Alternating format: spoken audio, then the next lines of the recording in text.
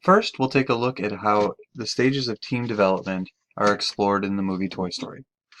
Toy Story offers us an interesting look at the stages of team building because the movie starts off with a team fully in the performing stage. Woody is the clear leader, each of the other toys have a role on the team, and all seem comfortable within that role. A hallmark of a performing team is that conflict is dealt with constructively. When Andy's party gets moved up a week, the team works out a solution and sends the toy soldiers out on recon so they can relay information back to the rest of the team. With the introduction of Buzz to the team, they return to the forming stage. With Woody getting knocked off the bed, all the roles have come into question.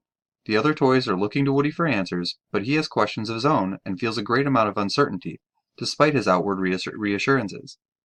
At the same time, Buzz is on the bed, a clear indication of prestige and authority within the toy community. He is also a leader in his own right. With Woody's uncertainty and apparent fall from leadership, Buzz is there to fill the void, but lacks the knowledge and experience to lead the team effectively. That said, he seems to step into the leadership role following the scene where he flies around the room. At this point, most of the team is coming out of the forming stage, but Woody's hurt feelings and uncertainty lead to the next stage of development. Now we've moved into the storming stage, after the montage of Woody being replaced by Buzz, both in Andy's room and on the team. Woody has clearly been replaced as Andy's favorite toy, and conflict between he and Buzz ignites when Andy can only take one toy to Pizza Planet, and Woody can't stand the idea it will be Buzz. This stage actually ends up destroying the team as we know it, at least until later in the film. When Woody gets Buzz knocked out of the window, he is caught by the rest of the team, and it is clear that a faction of the team wants him exiled for what he's done. He has violated the team values and caused himself and Buzz to be lost to the team. The conflict continues between Woody and Buzz, escalating to a brawl at a gas station stop. Things are contentious even as Woody tricks Buzz into helping him get back to Andy. When they get captured by Sid, things only get worse. Panic sets in as all the strange toys in Sid's room come out to seize the remains of Hannah's doll. This does, however, lead to a bit of a reconciliation between Woody and Buzz. They must now, if reluctantly, work together to escape.